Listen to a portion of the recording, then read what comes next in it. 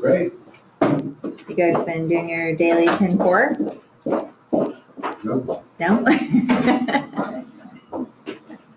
Anybody else? Anybody been doing it? Yeah, your 10-4 habit. Me too. Increasing my activity, not quite hitting them. Well, that's good. But Moving an forward. increase. All right, and let's see.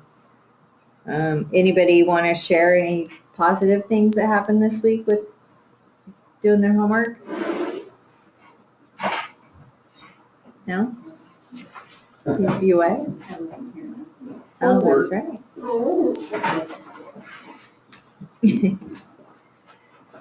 All right.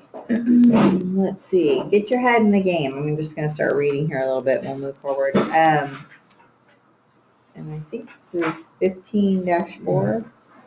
Beginning in Power Session 1, Rev Up, you've been learning the dominant role your mindset plays in success in real estate sales. Pricing also has a large mindset component, both for you and your seller. The first part of your job is pricing is to get into the heads of buyers and sellers to understand and empathize, yeah, with what both are thinking.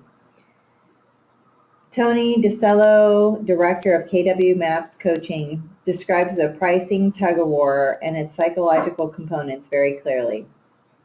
Sellers and buyers are typically out of sync with the realities of the market. In a seller's market, sellers tend to dwell on the future, higher prices, and buyers in the past, lower prices. To this, he adds, sellers want to push prices up and buyers want to hold the line. In a buyer's market, buyers want to place themselves in the future, lower prices, and sellers want to dwell in the past, higher prices. We all know this is true, right? Buyers want to push prices down and sellers want to hold the line. The net result is a gap between a buyer and a seller's perception of what a home is currently worth. Your job as a listing agent is to close this gap. So price right and present your CMA.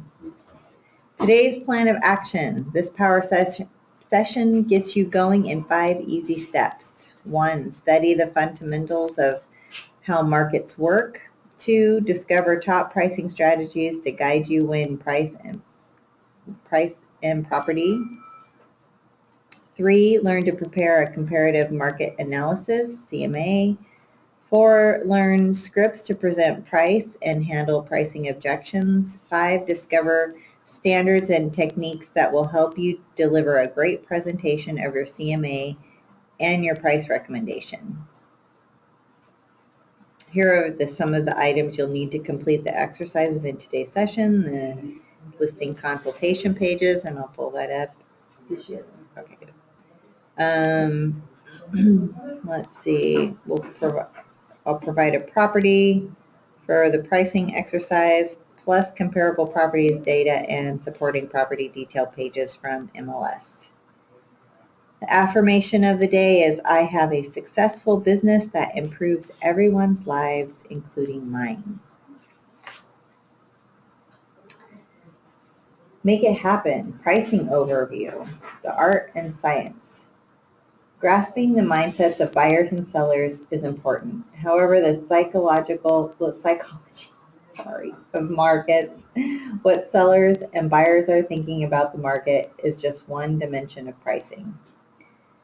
As Shift points out, pricing is a bit like a famous game show. The Price is Right. Sellers want to go as high as they think they can without losing a sale. Buyers want to go as low as they can without losing a chance to buy what they want. What buyers and sellers hope for plays a role, but hope is not a strategy. The good news is that pricing is also a process. Learning to do it well will also requires knowing pricing strategies based on the principles that drive markets. It also requires knowing pricing tactics, comparative market analysis, building and presenting, and the scripts that go along with it.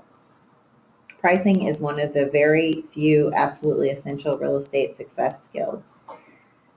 To become a pricing expert, you must know 1, how the market works, 2, the local market conditions, and 3, pricing criteria and how to apply them.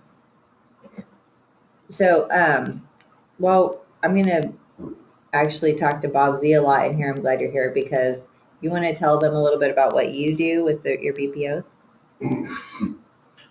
Hi, my name's Bob Z. I'm a realtor for 7 or 8 years. I do a lot of BPOs, they call it, broker price taking. And what these are is a cheap kind of appraisal. Bank wants to have somebody from the local area go out to the house and tell them what they think the house is worth, not some appraiser from Davis or wherever they might come from, some fool.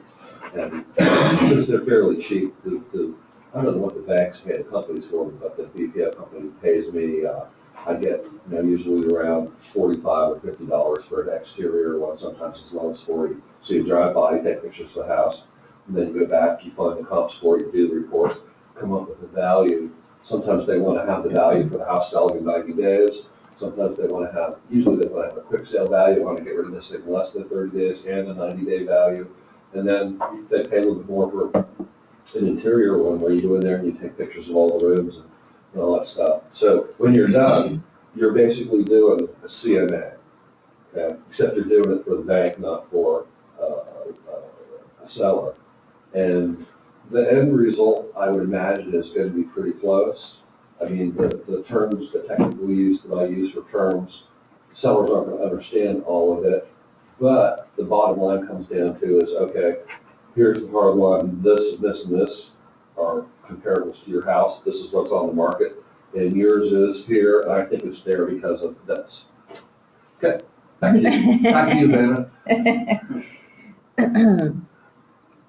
So I've been having to do a couple CMAs on some really weird properties this week, and Those are the worst. it is, yeah, and it's so hard, and then I have got the buyer, and then I've been talking to the listing agents on those properties too, and where both of the properties that we're looking at, the agents think are overpriced, and the sellers are somewhere else. And so luckily with one, I said, well, I think it should be here, and she was thinking the exact same number I was, and so was my buyer. So it was like, well, that's good. But there's almost no way to really figure out. It has a guest house in the back, and it's on a regular street. It's just it's a weird property, and sometimes it feels like we just have to look at a bunch of different properties and then guess. Do you ever feel like that? I've done places sometimes and I can't see the house. I kind of, they don't do as many of those, and I don't like to do those, but you drive 10 miles out to the sticks, there's a picture of the front yard. Right. And then you can see the satellite view. It's a mobile home, and there's another building. And one thing for you guys to watch out for when you look at tax data or even listings, yesterday I was doing a mobile home BPO or manufactured home. And so one of the comps I looked at, and this happens a lot, the comp showed the house to be 2,800 square feet modular home. And that's pretty much an unreality. And that would be probably 4 wide. They don't make that many of those. But the reason, what happens here is the tax program combines the 1,500 or 1,000 square foot detached garage and puts it into the square footage of the mobile home. And now the mobile home on this place was only 1,800 square feet. But with the garage added to it, and then the agent doesn't pay any attention to that, it goes right into the computer as a 2,800 square foot mobile home. So. Is the detached garage added onto the square footage when you're looking at? No. No, Okay. that's not part of it. Okay. Not, yeah, not what the square footage is listed. It's As not for the house. supposed to, but if you're looking at weird properties like we're talking about, sometimes it is. Yeah, So- sometimes you'll have to ask the agent if they've converted part of the garage or something like that. If it's just a traditional garage, they're not supposed to add it to the square footage.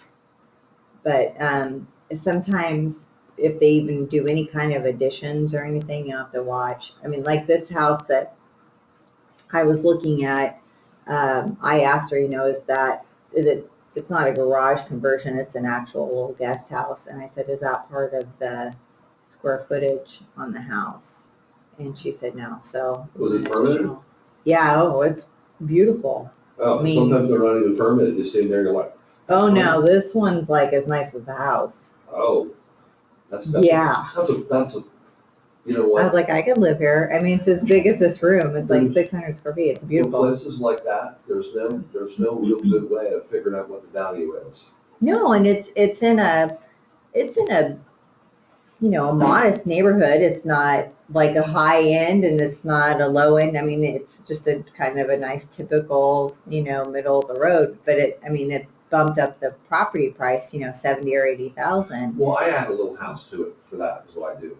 Yeah, a very little house. I know, and that's where, I was explaining to my buyer, how I was going to comp out the property is price it first as if the house wasn't there in the back and then give them credit for it. Mhm. So then you just find a house that's like that square footage size to add it on?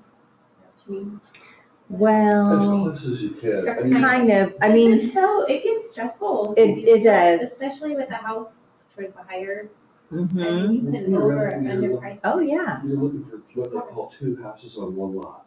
Yeah. That's the designation of the computer. Yeah, But there's only, right. Right. And then also, if you're giving them credit for this other little house, so let's say you figured out how much the property is if it didn't have the house on it. Okay, there's other comps, that was easy, you've got a set price and say it's like 250,000.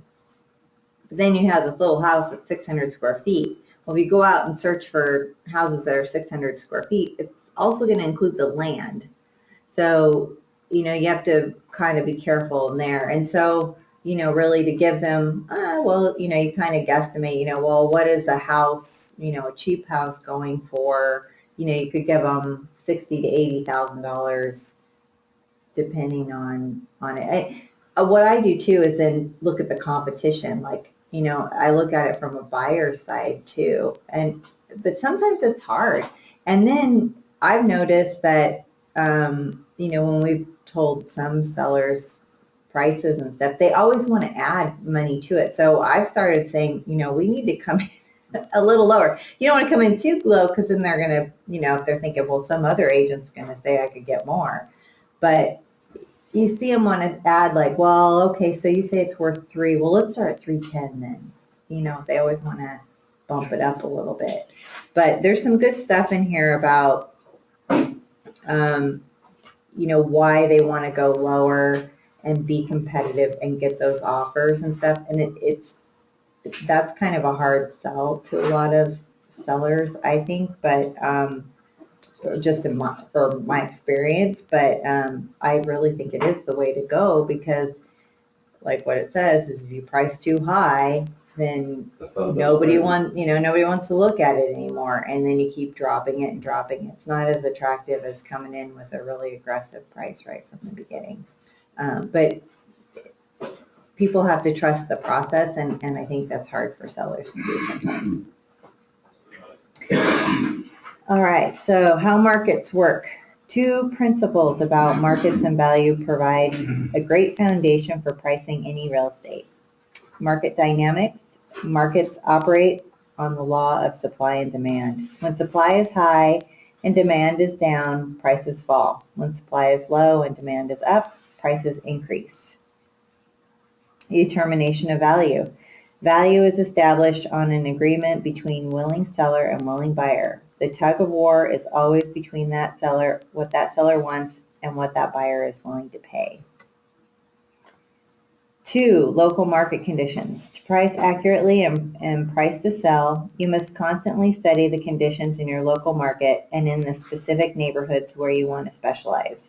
Here are some basic factors to watch. Inventory. How much is for sale, and is inventory rising or falling? so how do you know that? What, the inventory? Yeah, I just started in real estate today. How do I know how do I know if there's too much here, not enough, or, I mean, Oh, well, I know that there's a percentage factor. I don't know what the numbers are. You know, there's supposed to be some balance of how many homes are in the market and compared to like I think the population of the area. yeah, the place to start would be trends. Yeah, and the trends, yeah. And that's Justin's class, which I haven't made it to, and I don't know how to do that. So, but I think it's really cool. Definitely worth seeing. Have you been to that class? No, but I use the trend thing all the time. You do? Oh, well, then you're Well, an I expert. kind of already have an idea to this, but Uh-huh, for everyone else here, I think it's a very good question. How do you know yeah. if there's too much inventory or not? Or if it's going up or down? I mean, if you look on the graph and the graph's rising for houses being listed, you know it's going up. Mm-hmm. If it's kind of steady, it's steady, but is there enough, or is it high, or is it low? It just means it's steady. Well, and I think last year too, even, I mean, I didn't look at the graphs, Mhm. but, you know, you'd log on and there'd be just like 5 new houses, you know, and then later it started to get better, and then all of a sudden there's 20 and 25 houses a day popping up. But, you know, there were times last year when there just weren't. And I mean, for me, the biggest thing when I was new was just logging into the MLS every day and seeing what all the properties were. I mean, I've been working out more in my neighborhood and haven't been paying as much attention what's going on here. And now all of a sudden I have a buyer in town, and I was like, wow, like a few weeks go by and all of a sudden I don't feel like I know what's going on or anything over here. And it makes a big difference. So I'm like, okay, well, I'm only a couple weeks away of watching everything and looking through all the listings, and then I'll be, you know, back up to, you know, what's going on. So, but that's a great question. Thanks, Bob. Sorry, I couldn't really answer very well for you, but definitely Justin's class is the one to go to for that. But you got all that down. So let's see. Local market conditions. To price accurately and price to sell, you must constantly study the conditions in your local market and in the specific neighborhoods where you want to specialize. Did I already read this part? No. Here are some basic factors to watch. Inventory. How much is for sale, and is inventory rising or falling? Days on the market. How long is it taking properties to sell? The price per square foot. A good comparative indicator of prices when a group of properties has common qualities and features. Change in the local landscape. Monitor changes in shopping, schools, and other services in the community, and changes in local laws that impact housing. Pricing criteria and how to apply them. Getting to the facts in pricing means evaluating a given property against other apparently comparable properties. Considering these additional factors: 1, the location; 2, the size; 3, the amenities; and 4, the condition. Time block to preview with price in mind. When you preview properties, look in the MLS at comparable properties in the area before you preview a home or immediately afterward. As you walk through the property, evaluate the home's list price. How would you price that property based on location, size, amenities, and condition? Take notes about what you see. Did the listing agent get it right? Why or why not? Open your calendar now and time block property previews for the coming week and pricing in mind. So that's part of our thing to do anyway, is to see 10 properties And a you week. can knock a chunk out by going on tour. Yeah, Short amount of time, see a bunch of properties. and you get food too, right? Sometimes you get food, sometimes you get to win Or drawings. prizes, yeah, true. I got $150 one day. You did? Like, holy crap, I won 2 drawings. I was gonna say, somebody gave out 150 at one house. Wow. Must have been in Brownsville. I know that they must have had a ton of people go to that one. Wow. Somebody gave like 100 and then the Yeah. other one's 50? Wow. They did one. If you saw all 4 of their properties on tour, then you got 200. Wow. Yeah. Was it the same agent that had all of them or? Yes, same office. Oh. For all 4, yeah. I see. That was smart Well, and it thinking. was out, and so, they have some incentive to have everybody go Yeah. out, yes. Because, a lot of people don't, they just stick to the ones in town. Right. It is fun though. I like going out to go do that. I don't do it nearly as often as I should. Pricing principles and 6 strategies. It's very important to grasp the 6 critical strategies that set the stage for using pricing criteria effectively. These strategies are standards you need to bear in mind as you approach pricing and property.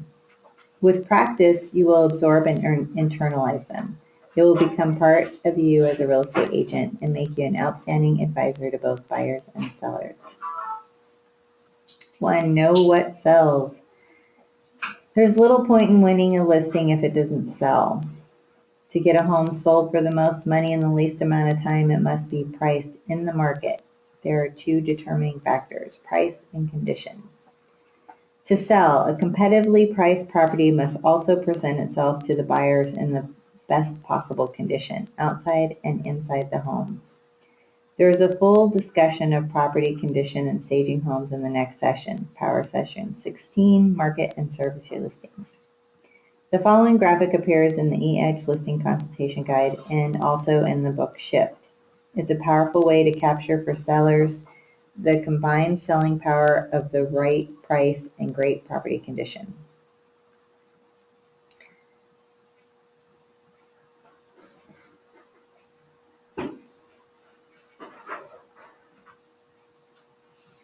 There's a tip here. Smart listing agents know that there are really only 2 types of properties on the market. 1, those priced right in good condition. 2, the rest of the properties, they help other listings sell.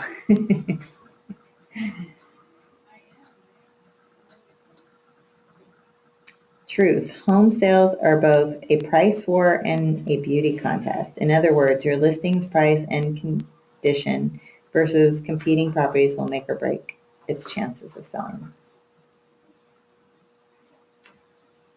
To know what the seller can and can't control. An important part of the pricing process is to help your sellers understand that agents and sellers do not determine the purchase price of their home. Instead, the market determines the price. Pricing to sell is based on understanding what is selling. Use the simple script below.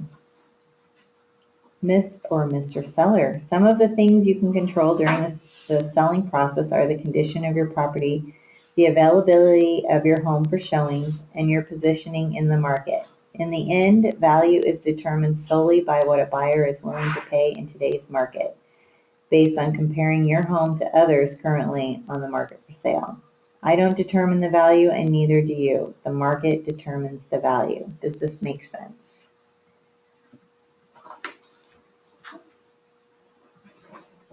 And I think agents too will try and sell to their sellers that they can get a higher price than other agents. Do you have any feelings on that, Bob? Well, if you listen to the radio, I'm gonna put it in my luxury magazine, or I'm gonna put it into 500 different websites, and I can do, if I don't sell it with the price we agree on in 30 days, I'll buy it myself. Yeah, that's like a yeah, Sacramento thing, right? Yeah, I agree with you, but that's just gullible. Right. Yeah. Mhm, And just a Costa sum. has a script for when your seller says, oh, somebody says they can get more for me. You say, are they gonna buy the house for you? Because buyers are the ones that determine the price. So unless that agent's gonna buy the house, they're fooling you. That's So, a good script. yeah. Because you do hear that, that, well, so-and-so said they can sell it for this much. Well, I mean, you can say the same thing, but then it's going to be your fault if it doesn't sell, in that amount of time and, a short amount of time or whatever. And that gets uncomfortable if you know that you're overpricing a property. I mean, if you go in overpricing a property and you tell them from the get-go, then they can't say anything. And, I've been there too, where it's like, okay, and usually what we try to do is say, okay, well, we'll list at that price, but 10 days down the road, if we're not getting any action, we got to have a price drop, or 7 days or whatever. But you just can't hold on to it at that price for a really extended amount of time. And it seems like it's been really weird recently. Do you have that feeling with prices? Well, yeah, they still keep thinking they're going up, and the summer's the hotter part of the market. But yeah, I keep seeing like 10 or 11 price reductions every day. Yeah. And the stuff's sitting, if it sits past a month and it's at the same price, it's too high. Simple as that. Yeah. And they're hoping. Yeah. That's what it is, they're hoping. I know. Well, and we have a listing that the people were finishing up their kitchen, and we couldn't even get pictures of the inside, so we only have a picture of the outside. And, we list it with, she's done so many upgrades and probably a lot more than most of people in her neighborhood, so she's going to be priced at the top in her neighborhood. And because her house is fairly big, I didn't want to come too low with the price. It did kind of seem like it should be worth, I think we did it at 179 or whatever. Well, a couple weeks has gone by, still hasn't gotten the kitchen finished. Then an issue popped up in the bathroom and they're redoing the floor in there and blah, blah, blah. And so now we're just going to have to withdraw it because it's been sitting there. We haven't been able to even show people pictures of the inside. We've only had like 2 showings, and it's killing itself. So, yeah, we've decided to take it off the market until because we can't even properly, advertise the property. So that's one of our problems. All right. The point is that all these things sellers wish would be truly simple aren't true. Selling price is an agreement driven by what a qualified buyer is willing to pay.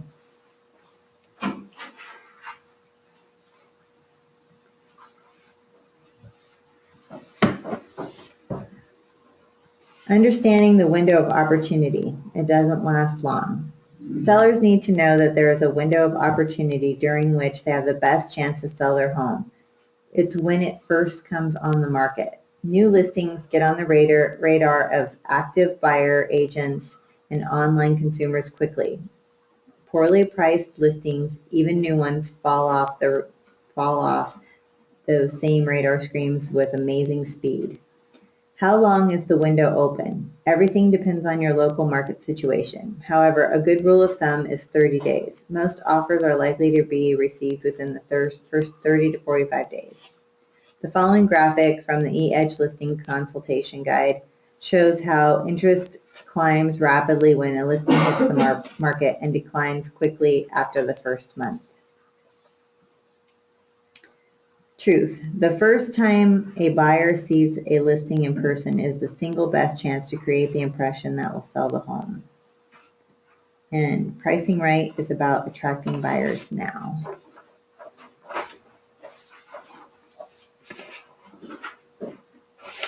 And one thing that we've also kind of done a couple times is if you end up getting the listing during the week, we have to get it in within 48 hours of the MLS.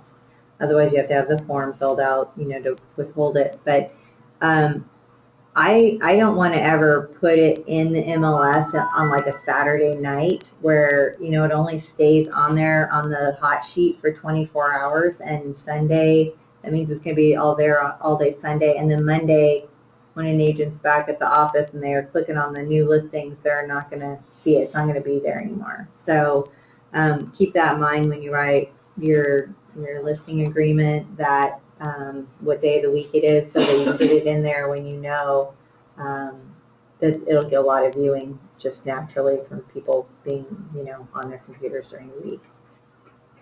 Plus, if if you're doing it kind of earlier in the week, it might give time for them to talk to their buyers and possibly get showings by the weekend, so.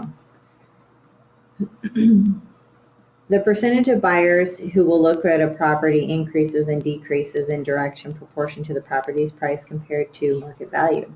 Pricing above the market does not get you showings. Pricing at or just the below the market does. And that's a good graphic too on that one. There's so many graphics in the listing consultation that sometimes you have to wonder if you're going to give them all the pages. I've been told to just kind of pick out some of your favorites that seem to make the most impact. And some of us are visual, so we like the pictures too. If the market is declining, this is certainly the case, but even in a market that's relatively flat or increasing, the longer a listing sits on the market, the less demand there will be.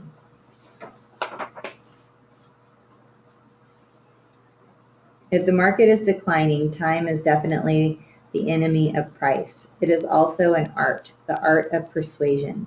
Choosing the right comparable properties is a big step in the right direction, but there's much more to it. Your job as the listing agent is to persuade your sellers how the right price impacts the marketability and stability of their home. Marketability and stability are also determined by the following. 1, market direction, whether market prices move up or down. 2, market speed of change, how quickly they are changing and what the rate of change is. Truth, successful pricing means getting the maximum price now.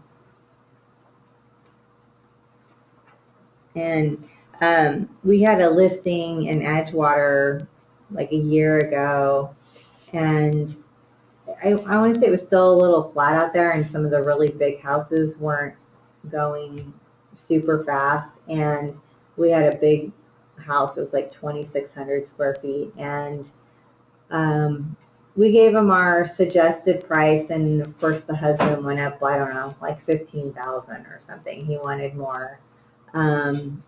And the house looked really nice, but they had like 7 people living there, or maybe it was 9 people and 7 animals. It was a lot in a really big house. I mean, they even had converted, it was a 3-car garage, and even one of the third car, which was one of the separate ones, they turned into a room for one of their other kids. So, and everybody was an adult, and they had brought like other partners with them. So there was a ton of people in there, and it smelled like dogs, and one room smelled like cat. And so it looked really nice. If you plugged your nose, it was fine, but otherwise it kind of smelled a little bit. But it was a really nice house, a little overpriced. So we ended up just sitting on it over and over for a while and trying to, they were just taking little chunks out of the price over time, right? And I forgot how much we ended up coming down eventually. But one of the things that really helped in the end, when we finally got them to really go, okay, we get it now, was there were several other 2-story big ones out there that had popped up for sale, and they were selling more quickly. They were lower priced, right? So this newer one was out, and you can do this. It doesn't have to be an open house, but there was one that was, they were having an open house that weekend, and looking at the pictures, I hadn't seen it in person, but it was beautiful. It was even way nicer than theirs. And we said, you need to go take a look at this. And they went and looked, and they called us back, and they were like, okay. And they dropped it like big time that time, and we were able to sell it. But that's a huge thing, is if you know that you're going to have a problem, sometimes you can tell by the way the sellers are to begin with, just in phone conversations and stuff, is pick some homes that you can just even go take them to look at. Because when they go in and they see the difference, especially if maybe your client's a little bit of a hoarder, and then they go in and you take them to someplace that's like pretty simplistic, then they tend to get that a little bit better, not only in price, but also getting their property ready for sale. That can be a big help. We need to do that more often, honestly, because it really helps a lot. Let's see. KW Maps Coaches Corner with Tony DeCello. KW Maps Coaching Director Tony DeCello teaches a simple diagram for communicating with sellers in a declining market. He stresses that creating a simple illustration by drawing it yourself helps build your credibility with sellers. Draw a simple chart like the one below by hand as you talk with your sellers. This is an example to use in a declining market. Yeah.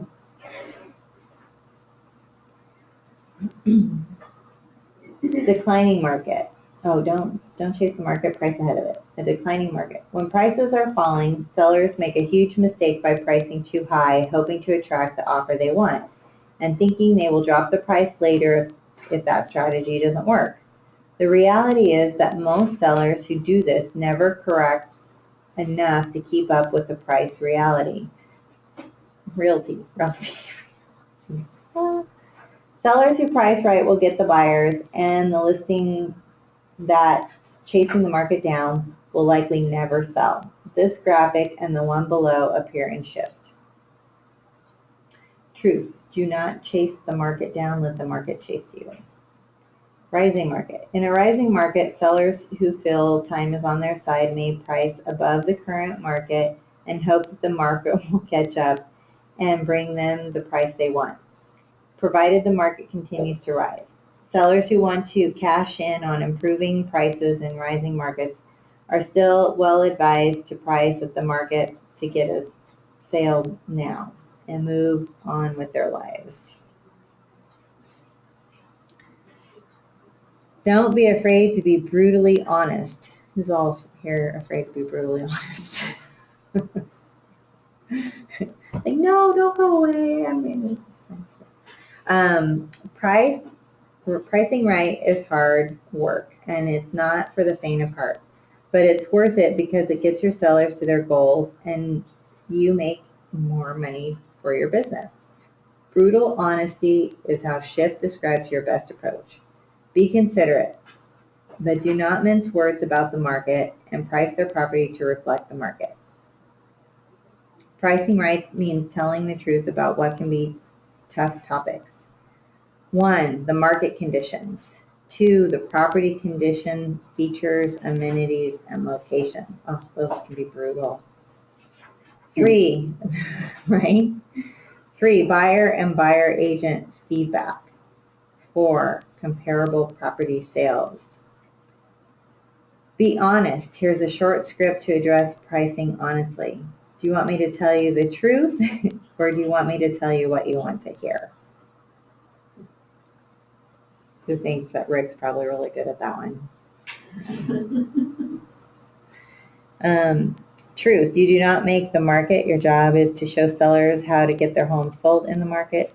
This is what they expect. And it's so hard because, you know, when you're telling people about, you know, one, about the condition of their property, that can be a little uncomfortable. Or even maybe they have a really nice property, but their location isn't that great, and they could be in denial about that. So it's hard keeping the balance to tread lightly. They don't feel insulted, you know, but that it's more that you're coming from, you know, a good place to help them.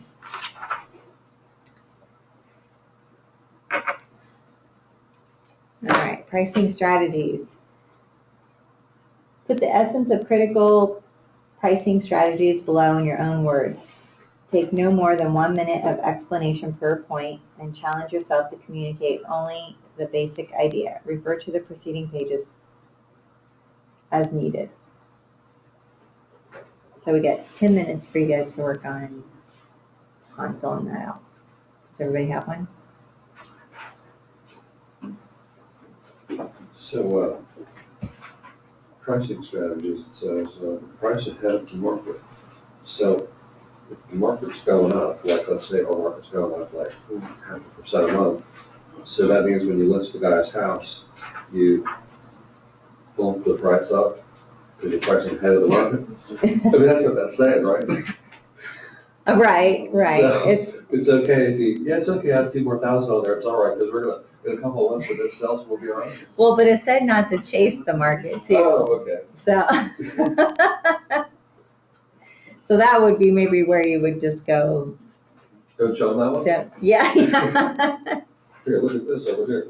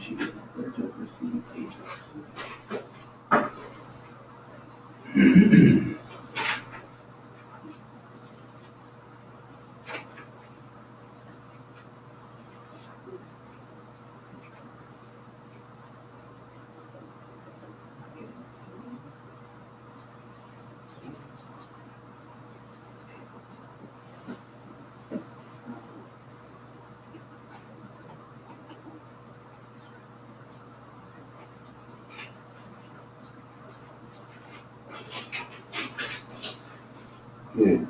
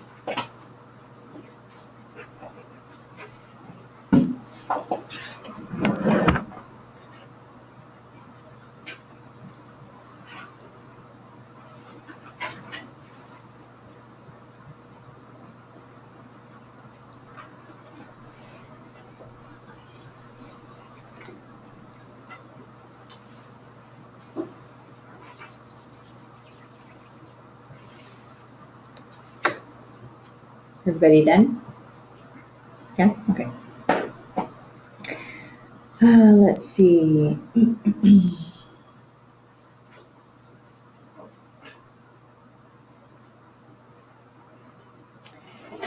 Then there's a pricing strategies checklist. Use this checklist as you work on pricing a property, whether it's a preview property for practice or a property you plan to list. It will help you learn the disciplines you need to internalize. 6 pricing strategies. Know what sells. Always evaluate for both competitive price and marketable condition. Know what sellers can and can't control.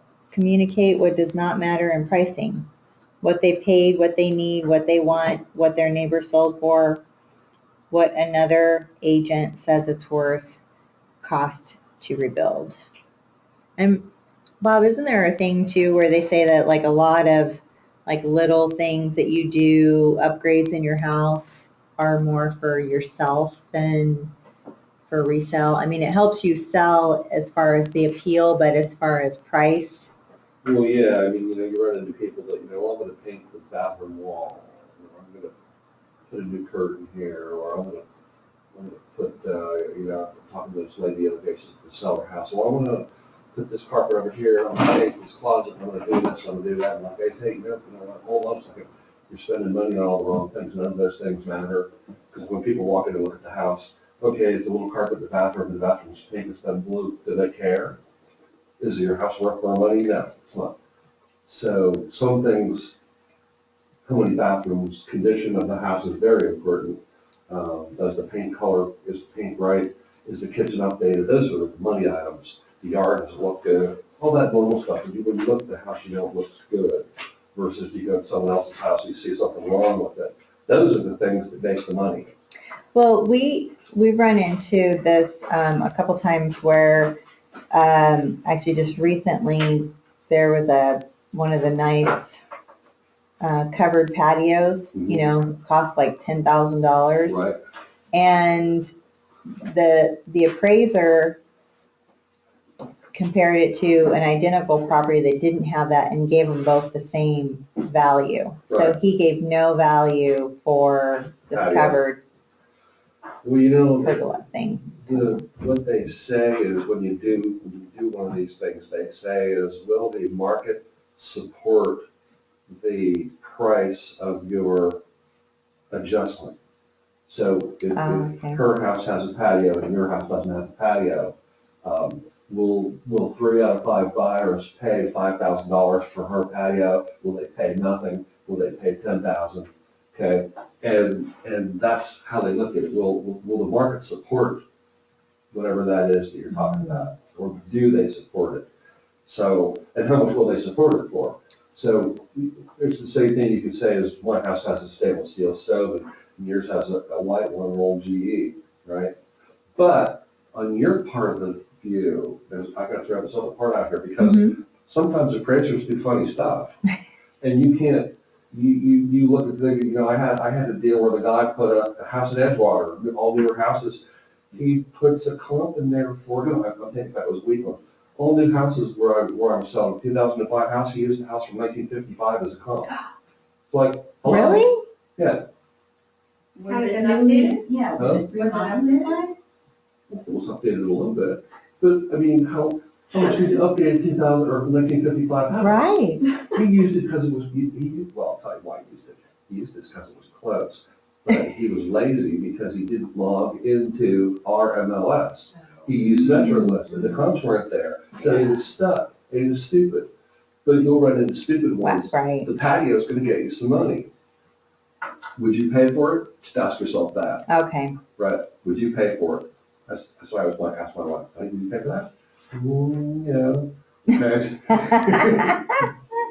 Yeah, but that's a really good way to look at it because, we had the buyer and it didn't appraise for the price that they offered, which was still lower than the asking price, and the seller wasn't willing to negotiate, and the buyer didn't, have enough cash to make up the difference. So she ended up in a different property like right away, luckily, but she had really wanted that one, but they were given no credit for this patio, and it probably should have been a little higher when you looked at what he was looking at. We think he was still short at least like maybe $3,000, that would have helped, but they sometimes they think they're gods, right? The gods of the real estate market. Now, I've been hearing too, somebody was telling me that the restrictions on like FHA and how they do those, and their licenses on the line every single time with every appraisal too. Well, they have their own things, but I mean, still, I went and bought the book. And you talk about a bunch of vague things in the book, everything's cost something, but will this be this, will this not be that? And the way they figure it out, if they had to go to court and somebody had to testify about the covered patio, the way they figure it out is they go get 50 houses that sold, and they find 25 houses that didn't have patios, and 25 that did, and they get all the ones that are close, and they look and see, is there a difference in the price? That's what they do. And then they say, okay, well, most of these houses with the covered patio sold for $8,000 more. And that's how they justify it. Oh. Okay, that's how there's a name for what that's called, but that's what. Covering their butt? Is that what it's called? No, there's a name for how appraisers figure out if something values or not, right? So they do games like that to see, and the biggest thing that you're talking about in that category would be a pool. How much is a pool? How much is a pool worth? So you go home and think about that one. How much is a pool worth? Or not worth? All right, sorry. Is there an average for how much a pool is worth? Well, I know what I do. Yeah. When I do a bank opinion, the Chico has like an Edgewater or something like that, I give them 10,000 or so for a pool, right? Mm-hmm. And then if it's a nicer place, like Northview City, or they got a lot of Gucci stuff there and everything, the pool can get up to 25. That's it, max. Wow. For a nice place. Well, if you look at houses, go to Plymouth, like look at houses that sold with pools and without pools, and you'll see big jump in different prices, right? Pool and solar are the two. Yes, I'm hearing a lot about solar. So that is a benefit, because I've also heard some problems with solar as far as financing. Solar houses that are leased get nothing, no value, because it's not yours. Right. They get zero. In fact, I've sold a few houses where the lease keeps going up every year. Next thing you know, the buyer's paying more for the lease than he would be for the electricity. Mm-hmm. And they're like, hey, this is nothing of a deal. I'm like, okay. I know. I almost got solar, and then since I haven't been in my house very long, I said I'm staying the year. Got a new house? Yeah. In Edgewater. My house in Edgewater.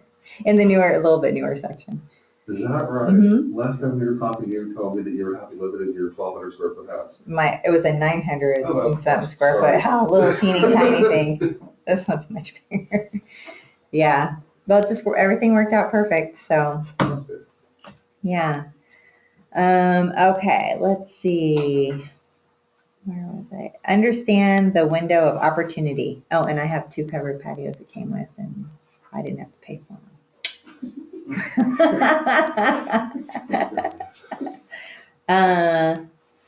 Be persuasive about the importance of pricing right the first time and being in great condition to capture peak interest in the first few weeks on the market.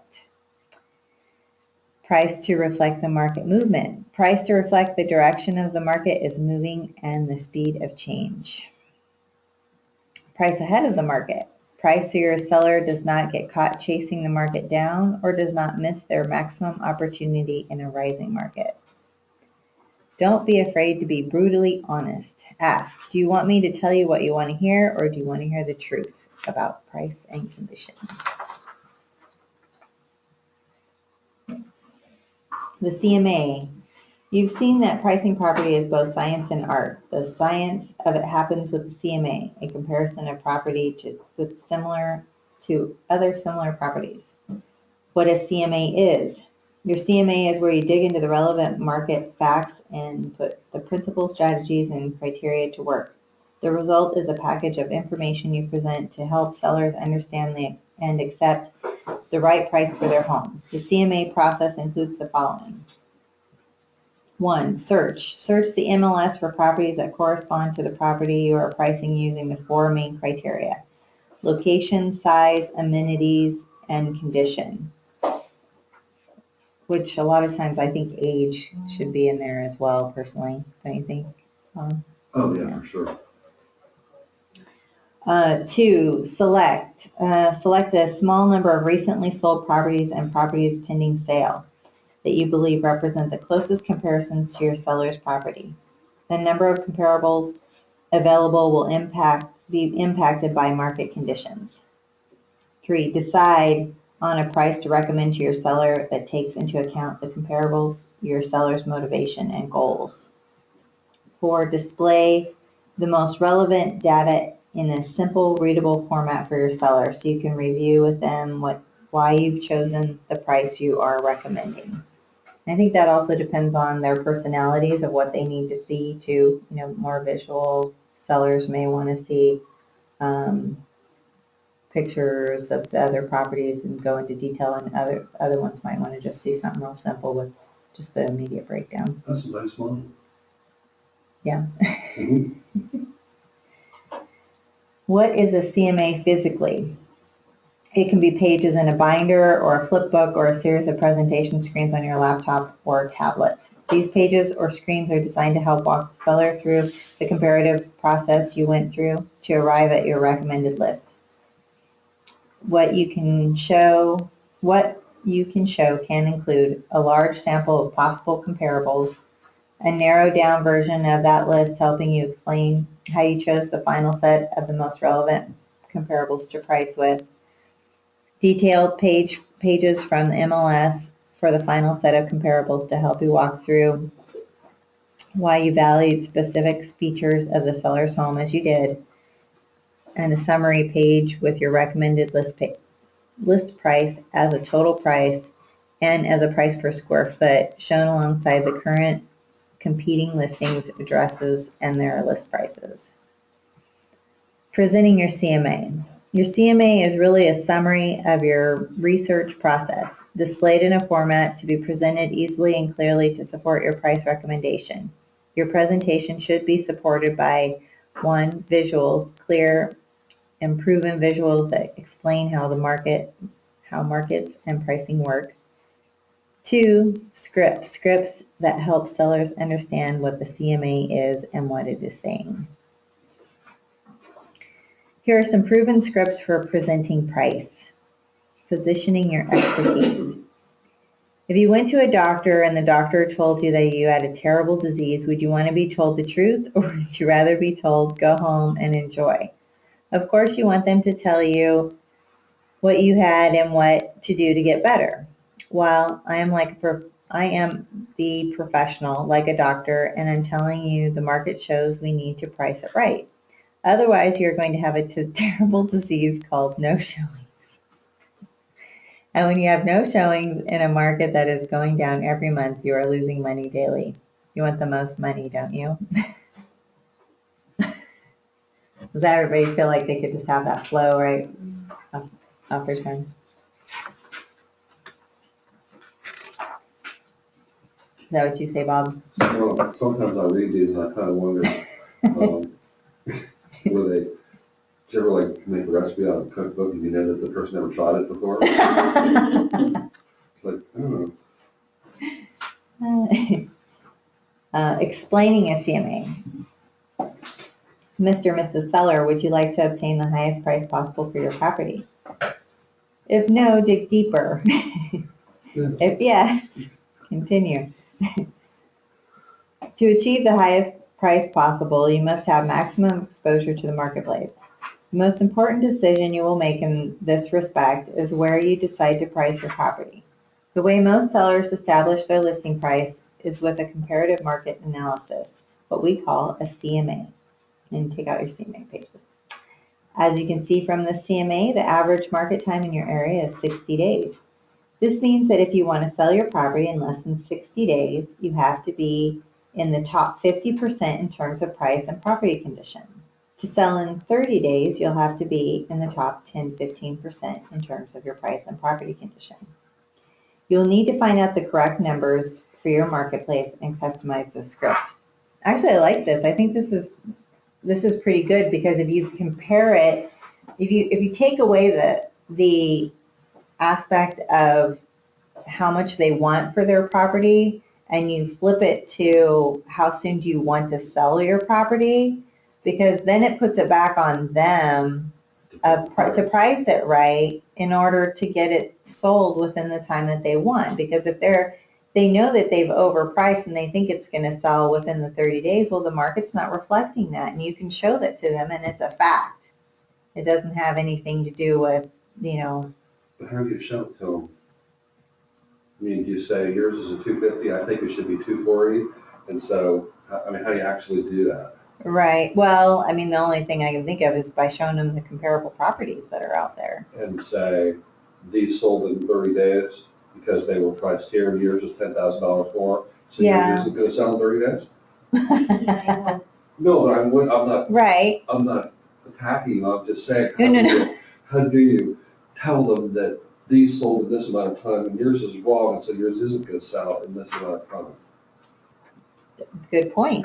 Or I'm how not do you sure. turn it around and say, look at this, since these sold in this, and I'm just wiggling for what the best way to say this is. Well, and maybe if you have some backup, Yeah, it depends on the data You know. you're able to pull. yeah. You know, you have to modify the script based on the data you have. Mm-hmm. I agree. Because I have seen when I was doing my CMAs last week that there were some properties that were selling like super fast. I mean, and you still hear about, people doing multiple offers on some properties, and they're just priced well. Other ones it seems like there's a fairly big gap there. It's like they're either sitting out there or they're selling really fast. Why is that? that's the higher one. And there is a magic number that you price things. Well, have you gone to, the last open house I did, Rick has one up on Meadowlark. And it just got reduced in price, believe it or not, from $299 down to $296. I've seen a couple of those recently. Now, that's stopping traffic on Stabler because everyone wants to go see this pink house. So, so I did the open house 3 times there, okay? I brought a list of houses that, in the neighborhood, that I can easily pick the comps out. And here's mine with an outdated kitchen, pink, needs carpet, 1 or 2 rooms, and a totally boring layout. Dead backyard, right?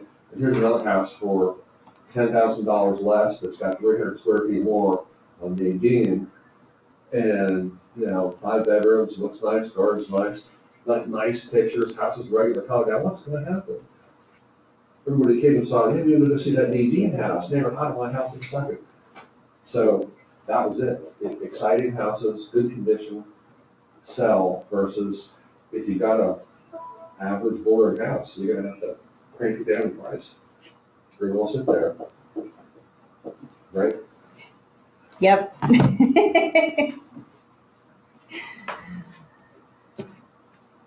Anybody see that house that's on the corner of Gray and Bridge? Big bridge. Location equal fair. Or poor, which is I just know this morning when I saw a sign on it and I thought, who would want to live here?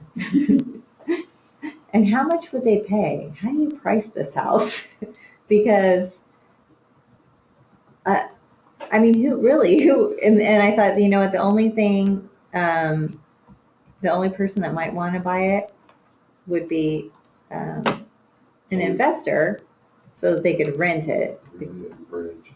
Yeah, but you know what though? right there at the light. It's, I sold a house on Martin Court and Lincoln. Okay, it was like all kinds of traffic on Lincoln. And the people who bought the house, I was like, well, it's kind of busy here. Stickers, I mean, you get cars going by, little yard right there in the corner. And the lady says, oh, well, the village I grew up in, that time they had traffic on the street. It was really nice. It was kind of fun for me. She wanted the house because it was on the street. Really? I was like, okay. Wow. Prejudge. They have done that many things. Yeah, I You have to know. watch everything that people do. That's why sometimes when I walk into a house with a buyer, and my mind goes, wow, I just go, okay, interesting. I just had to look this up really quick. There's 3 houses on Gray. Doesn't look like this is the one. I wonder if it's pending already.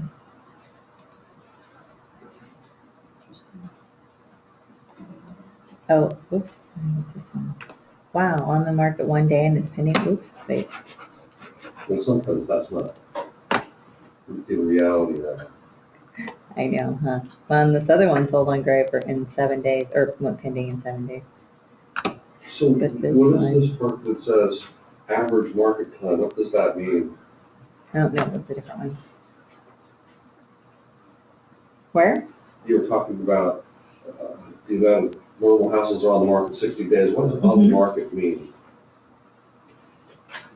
That they're listed for sale So, what, is it, before they go pending. The MLS. so is it when they're listed to when they go pending? Or is it listed till when they're sold?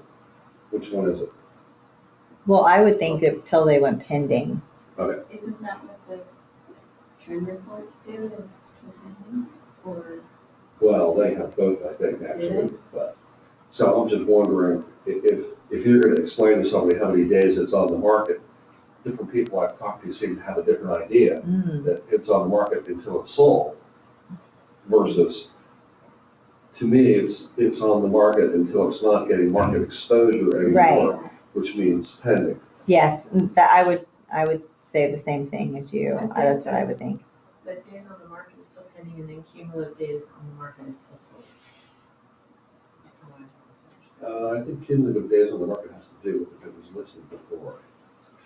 If somebody, if Rick loses the listing on one house, then somebody else gets the listing because something went wrong. Oh, The right. house comes back on the market from a different guy, that would be cumulative days on the market. Yeah, but otherwise it stops counting days on the market as soon as it goes pending. So Right. I would say just when it's actually an active listing. Explaining the concept of percentage of buyers viewing home versus asking price. This graphic shows them in a triangle. What's the triangle graphic? I guess it's the triangle one. It says, Which page are you on? I'm on 1520. One there. And the triangle is 1512.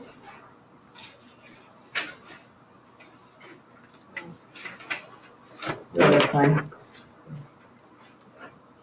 This graphic shows the percentage of buyers who will see your house based on whether your home is priced at fair market value, below market value, or over market value.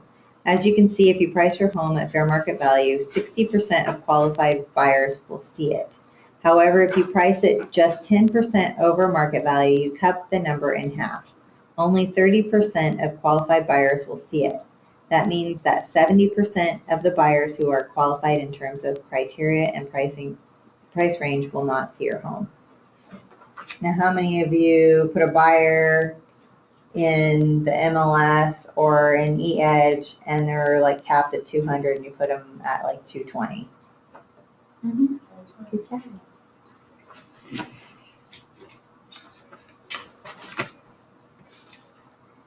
All right, determining the list price. Mr. and Miss Seller, the important decision you will make is where you will price your property. Pricing your home at fair market value will attract more buyers. Attracting more buyers normally results in higher purchase price. Overpricing your home results in a longer market time and possibly a lower price. Would you like to price your property to quickly sell or sell quickly Or would you price your property where it could take longer to sell? The choice is yours. What would you like to do? I'm just curious, I mean, I haven't read the rest of this, so I'm not sure, but like, how much under the market do you price the house to get like all these buyers in there? You know? 10%? Well, according to that triangle, it shows, It did have a, under. They went 15% below, getting 90%, so 20%, I'm guessing. I think the percentage has to do with the price of the house price range. If you put in an econo box out in Linda for, 110,000, and you do 10% less, it's 100,000. That's not really too exciting because it's in the range of stuff over there that could be true anyway. But if you do 10% for a $400,000 house, right. On Trace Pecos, and now the house is 360 versus everyone else is 400, the cars are becoming in busloads to see that house. That's true. Good point. Thank you, So Bob. somewhere in the, Nice to have a teaching assistant. I know, that's what I was just gonna say. Thanks for being my assistant today. Scripts like these will help pave the way for pricing discussion. However, sellers are still likely to raise questions or have objections as they get their heads into what you are sharing with them. We don't have the video. Objection 1, we need a certain amount from the sale to buy our next home. Will you as a buyer pay what the seller wants because that's the price they need? No, you'll pay what it's worth, right? That's what your buyers will do too. yeah, but that's, you know what, I'm gonna cross this one off because they need X amount of money. Right. If you open that can up, you're gonna find out that if they need to move and buy another house, if they don't get enough money out of this house, they're not gonna sell it and move. True. So. Or maybe they're even on the verge of a short sale too. I mean, there could be numerous reasons why they need to sell at a particular price. Assuming it's not too overpriced, right? Can we price a little higher and come down later? Oh, that's what we always hear, right? That should be like objection number 1. Here's what frightens me about pricing higher. People who have seen many houses will find yours and think it's right, but they won't look at it because of the price. We won't want to drive buyers away. We want to attract buyers. We want them to make offers. Does that make sense? Or option 2, the greatest number of showings comes in the first 3 weeks. If they see the house is overpriced, they walk away and we don't get them back. Let's get 1 or more people to make an offer right away. If more than one likes your price, they might even compete and drive it higher. Wouldn't that be great? Objection 3, how can we be sure the price you're recommending is the right price? And that's where we come in, right? We get nervous and our confidence starts to go, did you price it right? Have you ever bought a stock? Oh, great. We're going to compare it to stock market. How do you know what it's worth? When you're selling a stock, you check the market prices. You know what you paid for it, but the market doesn't care. Real estate is a commodity today. The market says what your home is worth. Why would a buyer reach into their own pocket and pay more than the market says it's worth?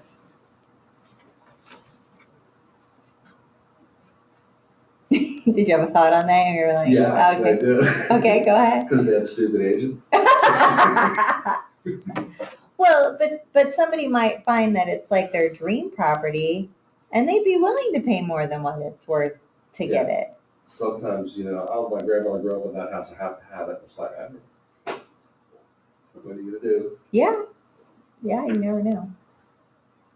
Objection 4, we were hoping to get more for our home. Do you understand the law of supply and demand? When supply is up and demand is down, which way do prices go? What supply do we have right now? Right? That's why prices have gone down. It's a law, not an idea. Do you defy the law of gravity? We can't defy this law either. Let's price it right and get it sold now. I feel like it's a D answer. Yep. Okay. Price recommendation, a joint conclusion with the seller. Presenting your price recommendation is the end of a process. Show the sellers the following data pages that illustrate your conclusion. 1. Longer list of recent listings and sales. Listings sold, pending, and active from their immediate neighborhood covering recent time period usually lasts 30 days. Tip is to use the actual MLS printouts.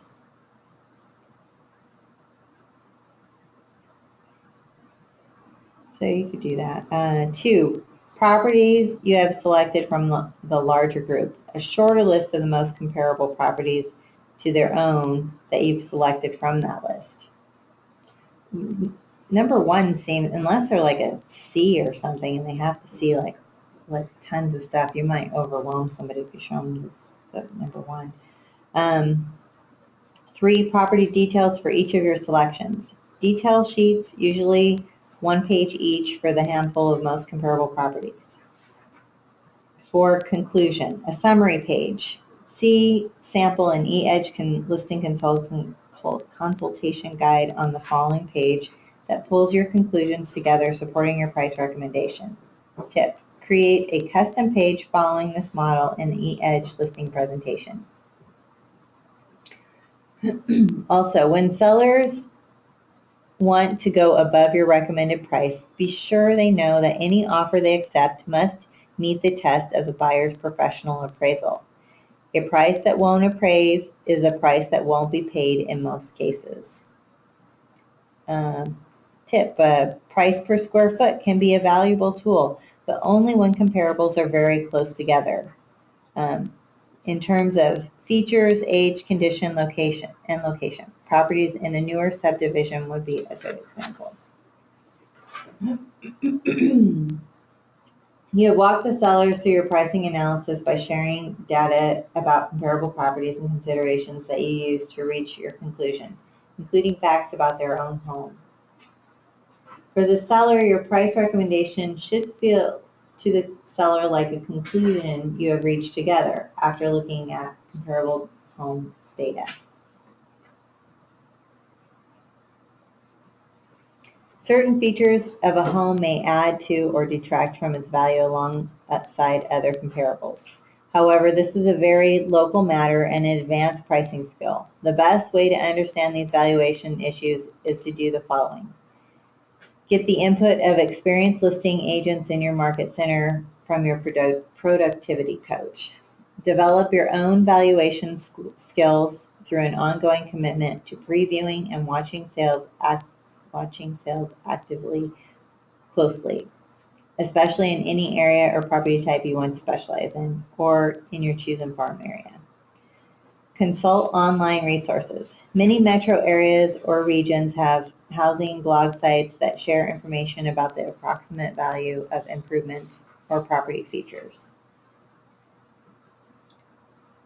Tip, the appeal and value of green improvements is growing. The Keller Williams Realty publication KW Market Navigator reports that 70% of buyers surveyed that they are at least somewhat familiar with green aspects of real estate, and 9 in 10 perceive that environmentally friendly homes offer more value than the same homes without green features. Which is true. I think. I know my old little 900 and something square foot house was drafty as hell. And my new house is I'm sold. I mean, I love old houses. I love the character. I think they're so cute, and that's what we wanted, big trees, the whole 9 yards. And we ended up in a little newer house, and I'm just like, I am sold on whatever insulation it has, and I open all the windows, get it really cold, in the morning. It's like 70 in there. I close it all up. And I haven't even used my air conditioner in the last few days, and I'm like, yes. Yeah, there's no going back. No, there's not. Nope. There's not. So, the goal of this exercise is for you to determine a recommended price on a property your instructor has chosen. Okay, so we're supposed to price out a property, but we don't have. So that's your homework, is to go price out some property. Let's see. Sellers want to know the price of their home will list for and sell for, but they also want to know what they will walk away with from the sale in their pocket. To do this, always prepare a seller's net sheet. It shows them selling price, closing costs deducted, commissions deducted, other fees deducted, as estimated by the title company, any other costs agreed to be paid from the proceeds of the sale and closing. Seeing the bottom line in black and white, although it is only an estimate, helps sellers realistically look at the transaction, how the transaction will help them. It helps them plan realistically for the next steps. Here's a seller's net sheet provided for Ignite by Chris Heller. We always ask our title person to do net sheets for us. I mean, I know you can do them in there, but They, at least, when I use, they say, only use this if you're trying to do it after hours and you can't wait. right. But otherwise, call us and we'll do it for you. Yeah, because when you're talking about money in their pocket, you don't want to get that wrong. Like, sorry, it's 10,000 less than that. You know, I forgot to carry some. Or yeah, that would be bad, right? A note on overpriced listings. To build your listings business, you must of course take listings. One of your bigger challenges will be dealing with sellers who are difficult to persuade about the right price for their home. This is a common problem, based in human nature. We all want the most money we can get when selling something, especially when it's probably our biggest asset. Even when their personal needs and goals dictate they should sell in a given time period, it can be tough for sellers to let go on price. Some agents take the listing even when sellers have refused to accept the right list price. These agents argue that marketing listings will attract buyer leads anyway, and sign exposure creates the perception that you, the agent, have the market share in listings in that town or neighborhood. This may well be true, but there is a downside. You do not want to be perceived as the agent whose listings do not sell. I think everybody in this area will take overpriced listings. I've seen Rick do it. I think that's a market-specific thing because I may not do it in Sacramento, but I do it here, Mm-hmm. you know? Yeah, that's been funny when Carol and I were taking college class, and this guy named Ruben Ramos, the professor who was a broker, was teaching it. Rick came in one day to talk about Keller Williams, and he gave some books away and everything, and Rick leaves. Ruben goes, "That guy will get the listing behind this. That's just not right. Don't you do that." And he just went off on how Rick would take higher price listings. And I just, I was 8 years later, it still sticks with me to hear that. But, there's both those things you said are true. I mean, you could do open houses there. You could have the perception, right? And, or you could not sell it, but I don't think I've ever heard of anybody talk about somebody how their listings never sell. Yeah, I don't feel like we have that here. No. Where, I mean, there might be a couple people that you go, wow, yeah, they always have some high-priced properties or overpriced properties a lot of times, but yeah, I don't think we have that stigma of, this person has that or whatever. Maybe a couple people that have the stigma of how much they offer in their, percentages, but those are kind of far and few between. Let's see. Overpriced listings, the pros and cons. A marketing exposure opportunity for that agent should not be ignored, and overpriced listings will still generate some buyer leads. But the cons is a liability in terms of your time, money, and reputation, which we weren't concerned about here, and you're better off focusing on listings that do sell while also generating buyer leads. Chris Heller says, on balance, these arguments weigh toward avoiding overpriced listings.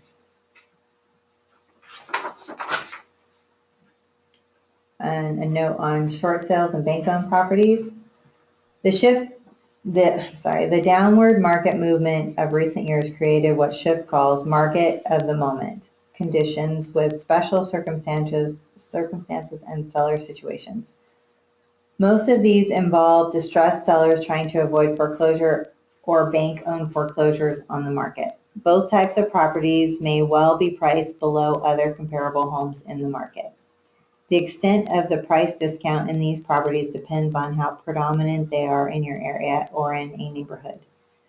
Listing short sale properties or REO properties are specialties requiring special skills and resources. Either can be the foundation for a great business if your market includes a significant percentage of distressed properties. Consult your team leader and productivity coach as well as any other short sale and REO specialist in your market center to learn more.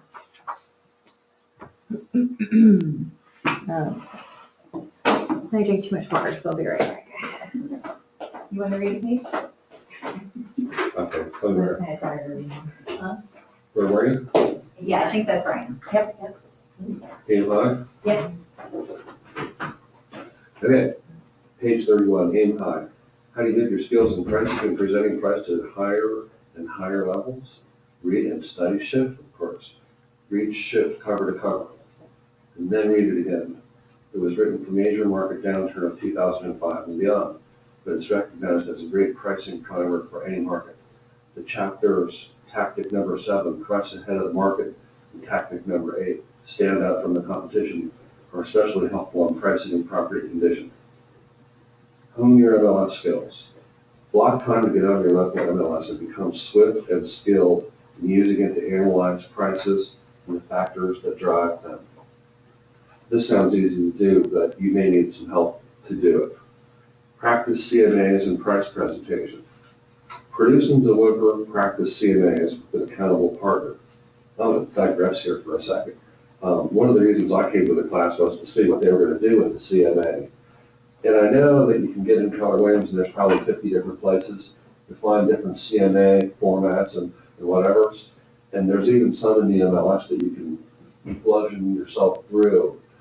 But I was hoping to see a easy to use CMA because we're talking about something here, but we don't have one.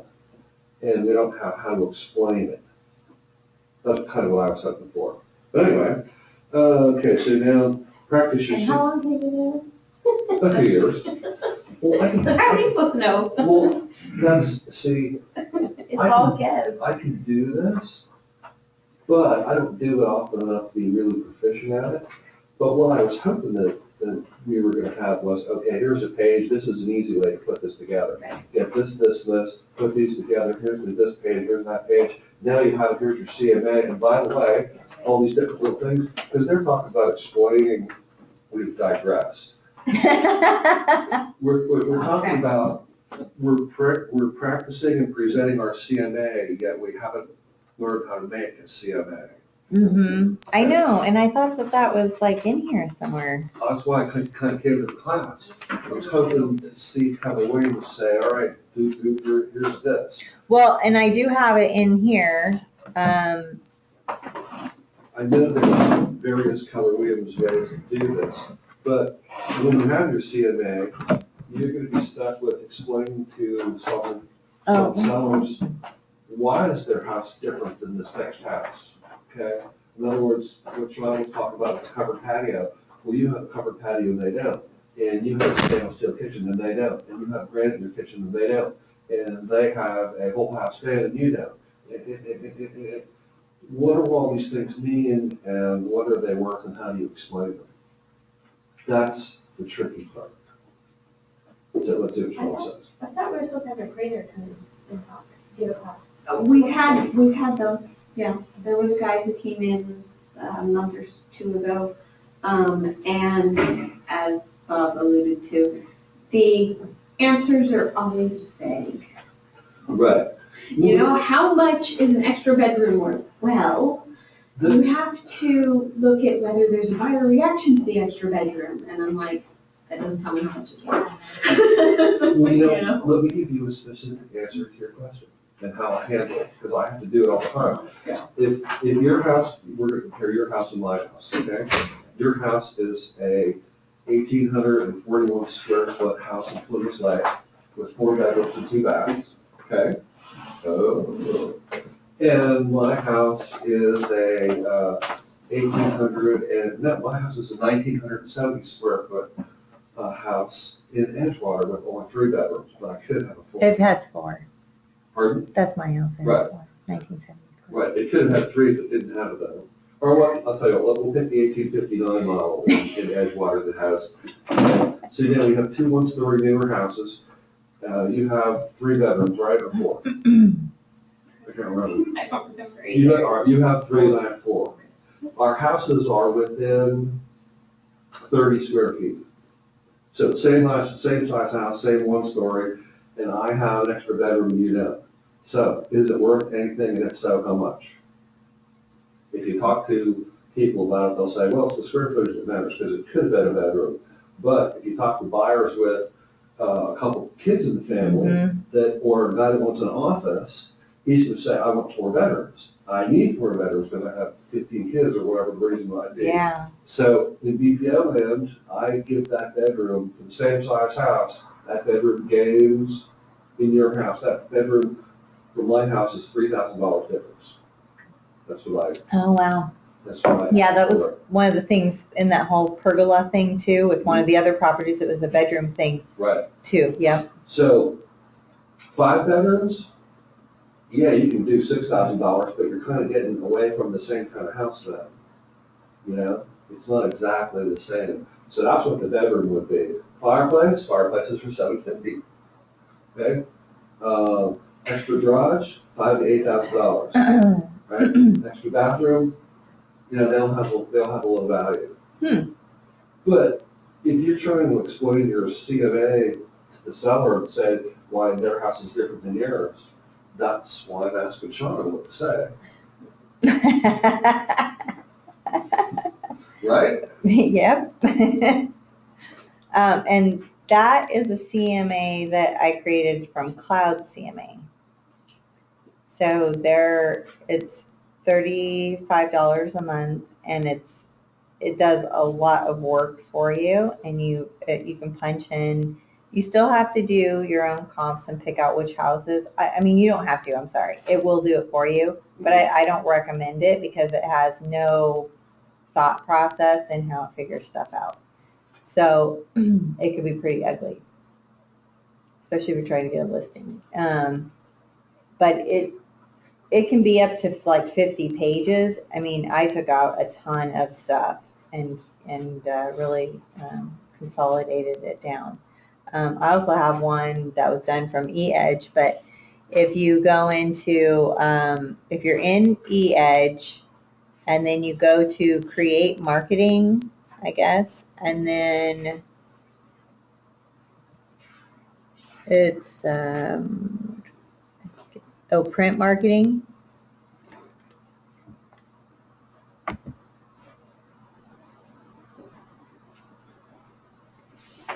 Oh, shoot, it logged me out.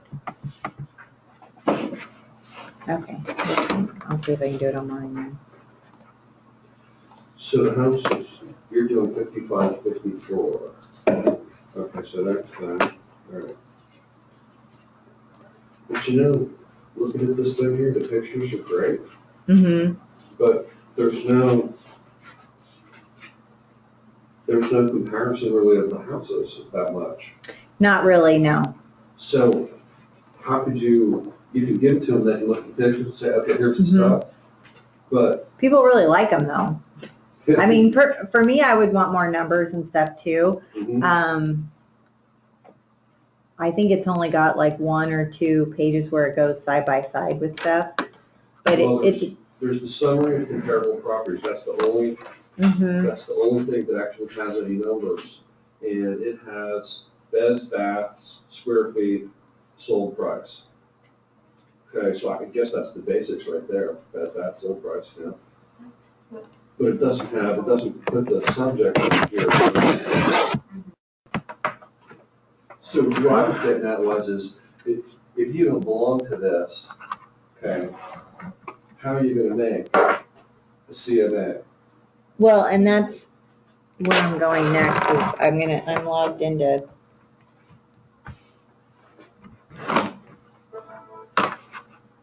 There we go. So this is in eEdge, and then you go to the Marketing Center under Create Marketing, Print Marketing, and then let's see. They've redone this a couple times, so I haven't looked at it recently. So then under that, so you have 19 different designs here. Buyer consultation, buyer pre-listing presentation. Oh, here's the listing presentation. Team listing presentation.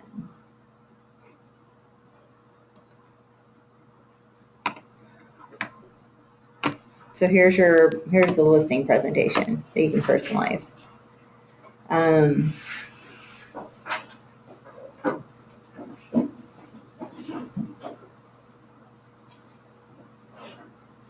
They used to have it in a different place, and it was in a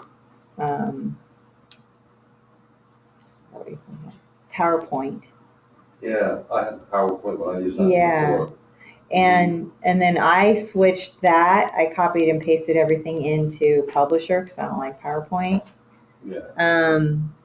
So, I mean, I suppose you could just recreate this somehow, but I don't know if there's any way to even download it or Yeah, anything. you can, I don't know how, but Pat has. Oh, I okay. use that. You can just go through and print right out. From here. Customize it for each one, yeah. But the So, one I was familiar with came from Michael Lewis Marketing Suite. Oh, okay. Yeah, and we have that for free as well. So there's some beautiful stuff in that. And actually, that one that was mine. Oh, he's got it.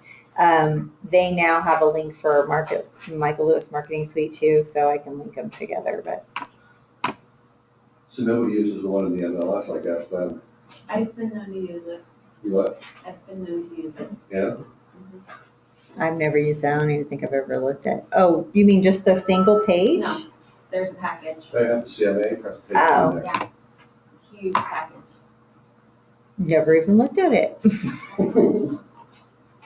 When you hit the CMA button, you get the options of the one pagers or the Uh-huh. CMA package. Yeah, you might only do it, Oh. you might only do it one time. Maybe I have looked at it then. I don't, isn't not that great. I'm a C, so I like totally went Oh. in deep. So how many pages are in here? Do we know? Oh, here we go. Okay, so there's 20 pages. Some of them are not. Oh yeah, I'm Like sure. eight. Yeah, I'm sure. Well, you know, and that's everything that you could possibly want, not everything you should have. well, and same with the one that I created from the Cloud CMA. The thing I like about it is it looks like you spent like a ton of time on it, and people do like to see the pictures. I mean, I've had good reviews on those so far. I mean, it may not have a lot of detail information that a lot of people would want. I guess you just kind of have to feel out. Unless you're working with Sellers, C, I don't think details matter. Because I have talked Yeah. to people and they seem to think that a 5-bedroom and a 3-bedroom are comparable, and I'm like, really? Oh, I know. They'll be like, You know? but such and such house around the corner sold for this much, and it doesn't have anything to do with their house. Yes. So did you read this whole page? No, he got sidetracked. What? Jeez, I leave you alone for 3 minutes. Not halfway. We got caught up on Tracy CMA's presentation. She did it, she kept interrupting me. So does this answer your question on how to create that? Where to get it? No, but close enough. Well, did you want to like, No, I'm done. oh, okay. Because I think that's supposed to be another class. Oh, If you want to learn how to actually use the system itself to create it. Then you know how to use the MLS to make it, to price out property, right? So then, so I'm picking up on No seller financing options. There are a lot of things that sellers can do with financing offers to make their listing more attractive to buyers. Get a referral from your team leader or productivity coach on a great local lender. Block time with them to learn about seller opportunities like these. Seller concessions or contributions, seller buy downs, owner financing, lease option, and lease purchase agreements. All right. Never stop previewing. When Ignite ends, you'll have developed a number of great habits. One of them should be previewing property. Never stop previewing. To price competitively and successfully, you must know your inventory. It's tempting to revert just to scouring the MLS. Don't fall into that trap. You want sellers and buyers to know that you can answer at least some of their questions before referencing or by referencing details of properties currently or recently on the market. Learn to use tools like absorption rate. Remember, market conditions are created by supply and demand. As you progress, you will learn some tools for communicating with sellers about market activity in their area. A great starting point is to talk about absorption rate in the market. Absorption rate is based on simple formula. It relates how many homes are actively listed on the market to the number of sales in a recent time period. Here's an example that shows how absorption rate might show a market trend. In May, there were this many months of inventory, 44 active homes on the market and 27 listings sold in the last 30 days equals 1.6 months average on the market. And then in July, it changed to 59 active homes on the market with 21 listings sold in the last 30 days, averaging 2.8 months on the market.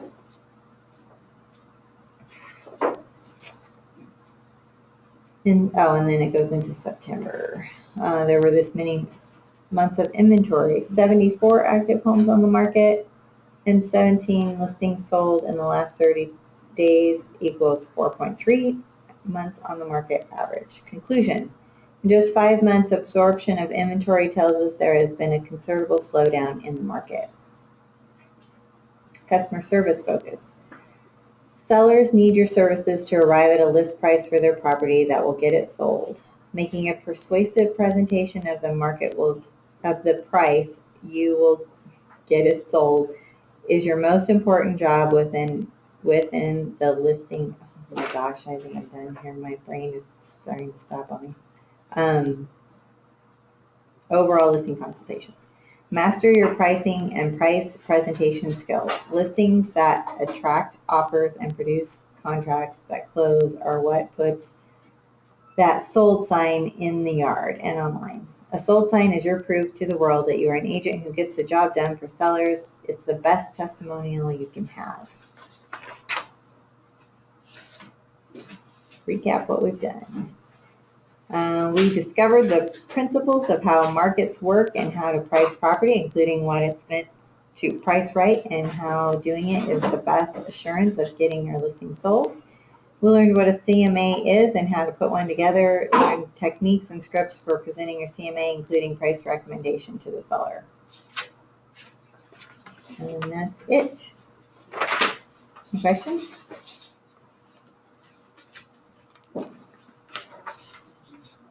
And for you guys, we do also have classes on how to actually go in and do these things hands-on, because that's about an hour-long class itself. So when you get to that point, don't worry, you'll learn more about it when you need to. In there or where do you? Yeah, they'll be in there once the classes start coming back up again. Yeah, we haven't ran any for about 2 months, Oh, okay. so. And the board office does it too, which is nice. Okay. It was like Tuesday morning, Thursday morning, Thursday, every other or. Oh, how do you, for the MLS? Yeah. Mm-hmm. Full of little ladies. Really? It's fun though. I like to go to those because you learn how they think. I know, Which is and they're all important good. in interactions with them. you know? Oh, yeah. Well, then if they ever have listings and you have Yeah. buyers, you call them and You they're gonna know how who you the are. mind works a little bit. Yeah. can tell who's a D and who's a C.